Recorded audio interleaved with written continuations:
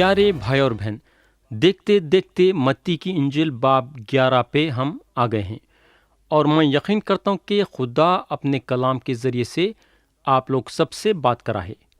कलाम सुनना हमारे लिए काफ़ी नहीं है, बल्कि कलाम सुनने के साथ साथ उस पे अमल करना हमारे ज़िंदगी का पहला कदम होना चाहिए।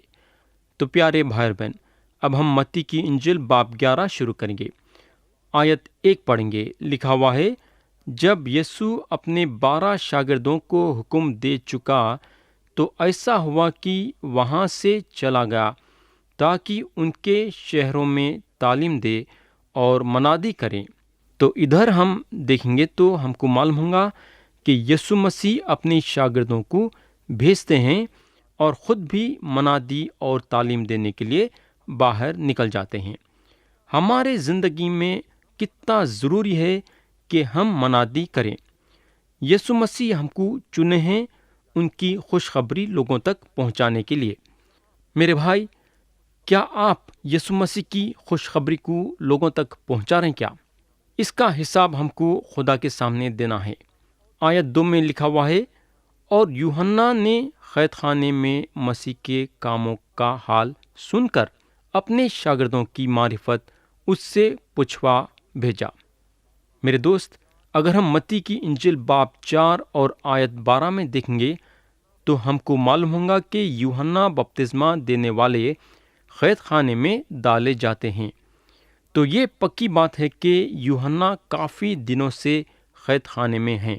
मगर ये भी पक्की बात है कि जो भी मसीह कर रहे थे, जैसा कि अंधों को आंखें देना, लंगड़ों को चलाना, जो बदरों के शिकार हैं बदरों से उनको छुड़ाना वगैरह वगैरह, उनके शागिर्द यानी कि यूहन्ना के शागिर्द यूहन्ना को बता रहे थे। यूहन्ना शायद ये उम्मीद रख रहे थे कि उनके कैद खाने के दरवाजे खुलेंगे, यानी कि एक दिन उन्हों कैद से बाहर आएंगे और आज़ाद होंगे, क्योंकि उन्हों ये बात से यकीन करते थे कि यीशु मसीह एकदम से आएंगे और हुकूमत के तख्त पे बैठेंगे और बादशाही करेंगे। आयत 3 में लिखा हुआ है कि आने वाला तू ही है या हम दूसरे की राह देखें। प्यारे भाई बहन, हम ये नहीं भूल जाना कि यूहन्ना बपतिस्मा देने वाले आपके और मेरे वैसा एक इंसान थे और उनके दिल में मसीह के लिए शक पैदा होना कोई नई बात नहीं थी। इंसान के फितरत में शक है। कोई इंसान ये दुनिया में नहीं होगा जो शक नहीं करता। हर एक इंसान के तबीयत में शक है और इधर यूहन्ना बपतिस्मा देने वाले भी शक करते हैं। अब हम देखेंगे कि मसीह का क्या जवाब था। आयत 4 से 6 पढ़ेंगे। यीशु ने जवाब में उनसे कहा कि जो कुछ तुम सुनते और देखते हो, जाकर यूहन्ना से बयान कर दो कि अंधे देखते और लंगड़े चलते फिरते हैं, कोढ़ी पाक साफ किए जाते और बहरे सुनते हैं और मुर्दे जिंदा किए जाते हैं और गरीबों को खुशखबरी सुनाई जाती है, और मुबारक वो है जो मेरे सबब से ठोकर ना खाए। मेरे दोस्त, मसीह का जो ये जवाब था ज़बरदस्त था, और ये चीज़ को उस वक़्त समझ सकते हैं जब हम पुराना अहदनामा के रोशनी में देखेंगे। जब हम देखेंगे कि पुराना अहदनामा मसीह के बारे में क्या बताता है, कि उन्होंने पुराना अहदनामा में क्या मर्तबा रखते हैं। अगर हम यशायाह नबी की किताब बाब 35 और उसकी आयत 4 से 6 पढ़ेंगे तो लिखा हुआ है, उनको जो कच दिले हैं कहो, हिम्मत बांधो, मत डरो, देखो तुम्हारा खुदा सज़ा और जज़ा लिए आता है। हाँ, खुदा ही आएगा और तुमको बचाएगा। उस वक़्त अंधों की आंखें वाकी जाएंगी और बहरों के कान खोले जाएंगे। तब लंगड़े हिरन की मानन चौकड़ियाँ भरेंगे और गूंगे की ज़बान गाएगी, क्योंकि बियाबान में पानी और दश्त में नदियाँ फूट निकलेंगी। प्यारे भाई और बहन, अब सवाल ये पैदा होता है कि मसीह जब आए تو بیابان میں پانی اور دشت میں ندیاں پھوٹ کے نہیں نکلے؟ کئی کو بولے تو انہوں جب پہلی مرتبہ آئے تو اپنی بادشاہت قائم کرنے کے لیے نہیں آئے، اور انہوں اپنی بادشاہت یہ زمین پہ قائم نہیں کرے، مگر یہ شک کی بات نہیں ہے کہ انہوں بادشاہ ہیں، اور انہوں یہ زمین پہ جب پہلی مرتبہ آئے تو مسیحا کے طور پہ آئے۔ انہوں یوحنا کے شاگردوں کو یہ بتانا چاہ رہے تھے کہ یوحنا بپتسمہ دینے والے یہ جاننا کہ انہوں وہ ہیں جو آنے والے تھے۔ مسیح چاہ رہے تھے کہ یوحنا بپتسمہ دینے والے ان کے یہ مرتبے کو جاننا۔ آیت 7 سے 9 میں لکھا ہوا ہے، جب وہ روانہ ہو لیے تو یسوع نے یوحنا کی بابت لوگوں سے کہنا شروع کیا کہ تم بیابان میں کیا دیکھنے گئے تھے؟ کیا ہوا سے ہلتے ہوئے سرکندے کو؟ تو پھر کیا دیکھنے گئے تھے؟ کیا مہین کپڑے پہنے ہوئے شخص کو؟ دیکھو، جو مہین کپڑے پہنتے ہیں وہ بادشاہوں کے گھروں میں ہوتے ہیں۔ تو پھر کیوں گئے تھے؟ کیا ایک نبی کے دیکھنے کو؟ ہاں، میں تم سے کہتا ہوں، بلکہ نبی سے بڑے کو۔ میرے دوست، یوحنا بپتسمہ دینے والے ایک ایسی زندگی گزارے کہ ان کے زندگی میں نقص نہیں تھا۔ یوحنا دنیا داری میں لگے ہوئے نہیں تھے۔ ان کو پہننے یا کھانے پینے یا اوڑھنے سے کوئی دلچسپی نہیں تھی۔ ان کی آنکھ خدا پہ اور خدا کے حکموں پہ تھی، اور توبہ کا پیغام دینے میں مصروف تھے۔ ادھر اگر ہم دیکھیں گے تو مسیح ان کی یعنی کہ یوحنا کی تعریف کرتے ہیں۔ اگر مسیح یوحنا بپتسمہ دینے والوں کی تعریف کرے ہیں تو آپ سوچ سکتے کہ یوحنا کیسی زندگی گزارے ہوں گے۔ پیارے بھائی بہن، یسوع مسیح پہ ایمان لانے کے ساتھ ساتھ، یسوع مسیح کی منادی کرنے کے ساتھ ساتھ، ہم یسوع مسیح کے لیے ایک بہت بڑی گواہی بھی بننا ضروری ہے۔ جب مسیح یوحنا کے بارے میں بول رہے تھے تو لوگ چپ رہے۔ لوگ جانتے تھے کہ مسیح جو بول رہے ہیں وہ سچ ہے۔ میرے دوست، کیا ہم لوگوں کے سامنے مسیح کے لیے ایک بہت بڑی گواہی بن رہے ہیں کیا؟ سوچو، آیت 10 میں مسیح بولتے ہیں، یہ وہی ہے جس کی بابت لکھا ہے کہ دیکھ، میں اپنا پیغمبر تیرے آگے بھیجتا ہوں جو تیری راہ تیرے آگے تیار کرے گا۔ یا مسیح صاف صاف بتاتے ہیں کہ ملاکی کی کتاب باب 3 اور آیت 1 میں جو بات بولی گئی ہے وہ یوحنا بپتسمہ دینے والوں میں پوری ہوئی۔ اگر ہم ملاکی کی کتاب باب 3 اور اس کی آیت 1 پڑھیں گے تو لکھا ہوا ہے، دیکھو میں اپنے رسول کو بھیجوں گا اور وہ میرے آگے راہ درست کرے گا، اور خداوند جس کے تم طالب ہو ناگہان اپنی ہیکل میں آ موجود ہوگا۔ ہاں، عہد کا رسول جس کے تم منتظر ہو آئے گا، رب الافواج فرماتا ہے۔ تو دوست، یوحنا بپتسمہ دینے والے وہ پیغمبر تھے جو مسیح کے آگے راہ تیار کر رہے تھے۔ انہوں خاص طور سے چنے گئے مسیحا کو اسرائیلیوں کے سامنے ظاہر کرنے کے لیے۔ آیت 11 میں مسیح بولتے ہیں، میں تم سے سچ کہتا ہوں کہ جو عورتوں سے پیدا ہوئے ہیں ان میں یوحنا بپتسمہ دینے والے سے کوئی بڑا نہیں ہوا، لیکن جو آسمان کی بادشاہت میں چھوٹا ہے وہ اس سے بڑا ہے۔ میرے دوست، بعضی وقت ایک سوال پیدا ہوتا ہے کہ کون بڑا ہے، حضرت ابراہیم یا حضرت موسیٰ یا پھر حضرت داؤد؟ مسیح بتاتے ہیں کہ جو عورتوں سے پیدا ہوئے ہیں ان میں یوحنا بپتسمہ دینے والے سے کوئی بڑا نہیں ہوا۔ بولنے کا مطلب یہ ہے کہ یوحنا بپتسمہ دینے والے سے کوئی بھی بڑا نہیں تھا، مگر مسیح یہ بات بھی بولتے ہیں کہ لیکن جو آسمان کی بادشاہت میں چھوٹا ہے وہ اس سے بڑا ہے۔ اب سوال یہ پیدا ہوتا ہے کہ اس کا کیا مطلب ہے؟ میرے بھائی، جب یسوع مسیح آئے تو انہوں وہ لوگوں کو بلانے لگے جو یوحنا بپتسمہ دینے والے سے بھی بڑے تھے۔ اب سوال یہ پیدا ہوتا ہے کہ یہ لوگ جن کو مسیح بلائے یوحنا بپتسمہ دینے والے سے کیسا بڑے ہو گئے؟ ان لوگاں یوحنا بپتسمہ دینے والے سے اس لیے بڑے ہو گئے، کئی کو بولے تو ان لوگاں یسوع مسیح پہ ایمان لائے اور مسیح پہ قائم ہو گئے، اور مسیح ان لوگوں کو راز بازی کا جامہ پہنائے۔ میرے دوست، یسوع مسیح پہ ایمان لانے والا یوحنا بپتسمہ دینے والے سے بڑا ہے۔ کیا آپ یسوع مسیح پہ ایمان لانا چاہیں گے کیا؟ آیت 12 میں مسیح بولتے ہیں، اور یوحنا بپتسمہ دینے والے کے دنوں سے اب تک آسمان کی بادشاہت پر زور ہوتا رہا ہے اور زوراور اسے چھین لیتے ہیں۔ پیارے بھائی بہن، یہ آیت کے بارے میں سمجھانا ذرا مشکل کی بات ہے، کیونکہ جو لفظ زور کا استعمال ہوا اندرونی ہو سکتا ہے یا باہری ہو سکتا ہے۔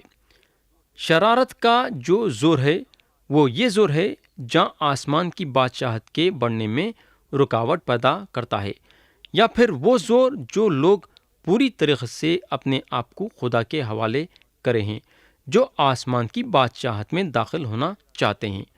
آیت 13 سے 15 میں مسیح بولتے ہیں، کیونکہ سب نبیوں اور توریت نے یوحنا تک نبوت کی، اور چاہو تو مانو ایلیا جو آنے والا تھا یہی ہے، جس کے سننے کے کان ہو وہ سن لے۔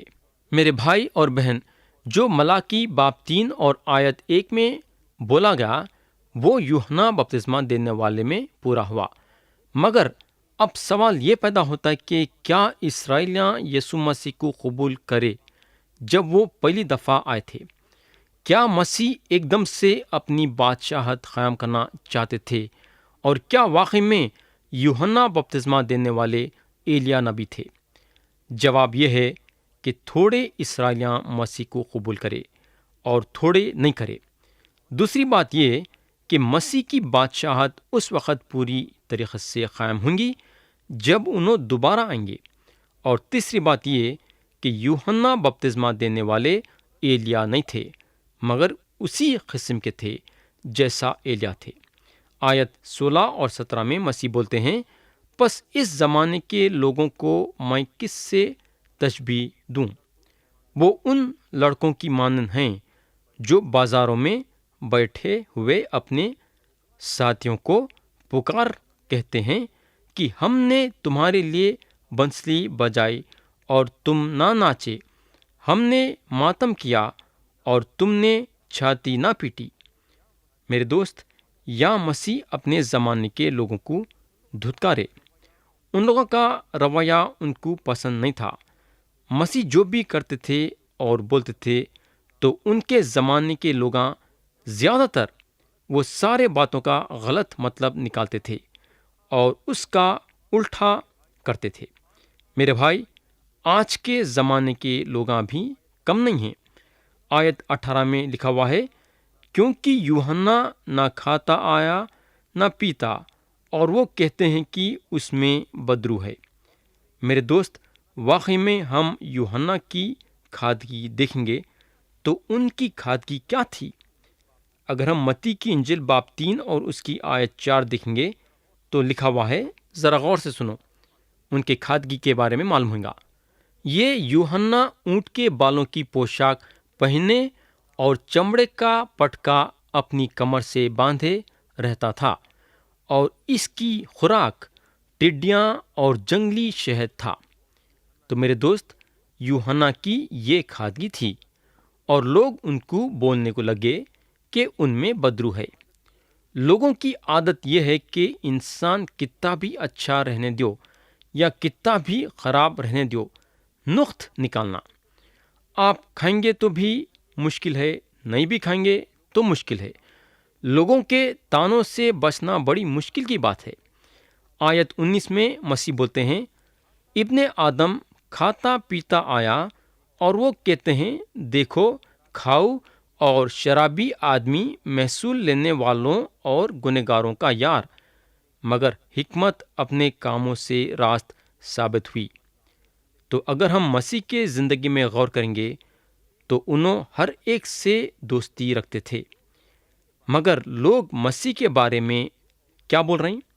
دیکھو، کھاؤ اور شرابی آدمی، محصول لینے والوں اور گنہگاروں کا یار۔ بولنے کا مطلب یہ ہے کہ لوگ صرف یوحنا بپتسمہ دینے والے پہ انگلی نہیں اٹھائے، بلکہ یوحنا بپتسمہ دینے والے پہ انگلی اٹھانے کے ساتھ ساتھ مسیح پہ بھی انگلی اٹھائے۔ ان لوگ نہ تو یوحنا سے خوش تھے نہ مسیح سے۔ اب ہم آیت 20 اور 21 پڑھیں گے۔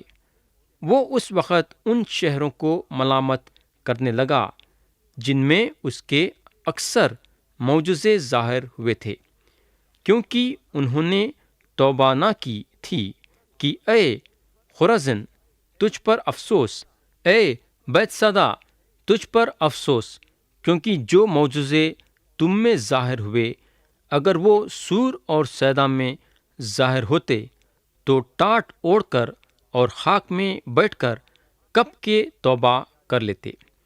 پیارے بھائی اور بہن، خرزن اور بیت سدا شمال کے طرف تھے اور کفرنہم کے پاس تھے، جہاں یسوع مسیح اپنا اڈا جما ہوئے تھے۔ اڈا یعنی کہ انگریزی میں ہیڈ کوارٹرز بولتے ہیں، یعنی کہ مسیح کا ہیڈ کوارٹر کفرنہم میں تھا۔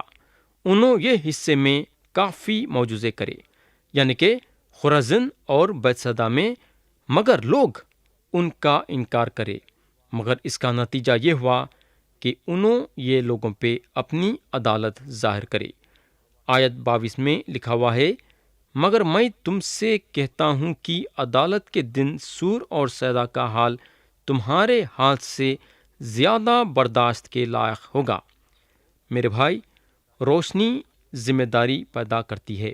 مسیح جو ہے سور اور سیدا میں خدمت گزاری کبھی نہیں کرے، یا پھر ان کا اڈا بھی یہ شہروں میں نہیں تھا، مگر انہوں اپنا زیادہ وقت خرازن اور بیت سدا میں گزارے، اور یہاں مسیح یہ شہروں کو ذمہ دار ٹھہراتے ہیں، کیونکہ جو روشنی انہوں دیے وہ روشنی کو قبول نہیں کرے یہ لوگ۔